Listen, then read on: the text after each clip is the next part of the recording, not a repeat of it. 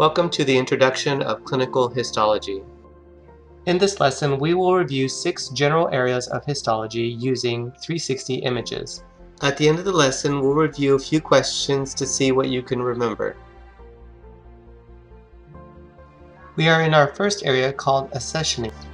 Look for the computer table with the word accessioning above it. This is the accessioning area. The overall function of this area is to receive specimens and to give the specimen a unique number so it can be tracked throughout the different areas of histology and then finally to the pathologist. Now look at the table below you.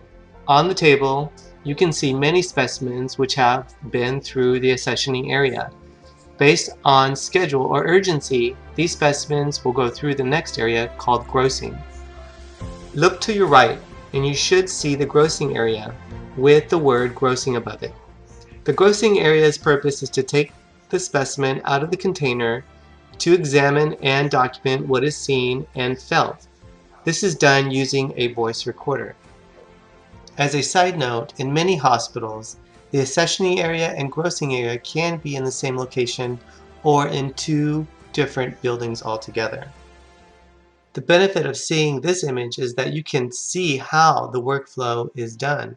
Notice how convenient it is that the accessioning and grossing areas are connected in the same area. This will allow for a more efficient workflow. Here's a quick look at a grossing tech cutting tissue.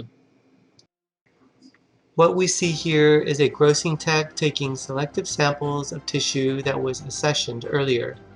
It's good to remember that everything he sees and does here gets documented. Now we are in the next area called tissue processing. Look for the word tissue processor 1 and 2. They are over the tissue processors. This is the machine that takes the gross tissue and removes almost all of the water from it. It then replaces the water with hot wax. This process takes hours and is routinely done overnight. When tissue processing is done, the tissue is carried over to the embedding area. Look around for the embedding areas. They should contain the word embedding station 1 and 2 above them. In this area, the tissue is transferred from hot wax to cold wax through the use of a mold. This results in a mold of wax that contains tissue inside of it. Moving forward, we will use the word paraffin instead of wax, as paraffin is a more accurate term. However, you may find the term wax and paraffin used interchangeably in a lab. Before we move forward, let's take a moment to look at how close the processors are to the embedders. Just like the accessioning and grossing areas, this area also is very close to each other, resulting in a fast and safe transfer from processor to embedder. The tissue is now ready for the next area called cutting. Look for the word called microtome 1, 2, and 3, as there are 3 microtomes in this lab. Microtomes are the machines that are used to cut paraffin blocks that contain the tissue. Once the blocks are cut and placed on glass slides, they are ready for the next area called staining. We are now in the staining area. Look for the slide multi-stainer machine. It will have the word multi-stainer above it. In the staining area, the slides that were cut in the cutting area are carried over and loaded on this machine. This machine uses a robotic arm to do the staining process. It is good to know that labs do this by hand as well.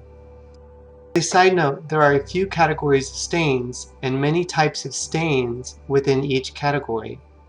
For simplicity, I will just mention the most common stain, which uses hematoxylin and eosin.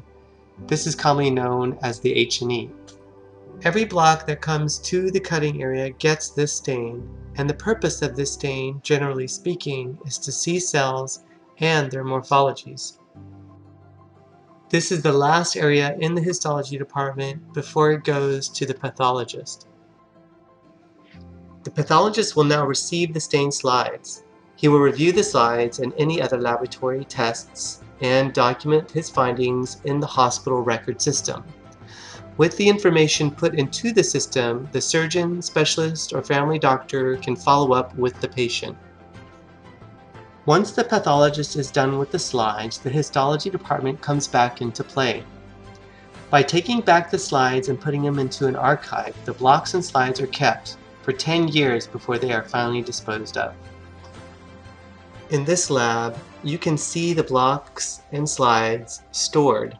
Look for the words slide storage and block storage above the storage areas. I hope you found this informative, as we are done with this introduction to clinical histology.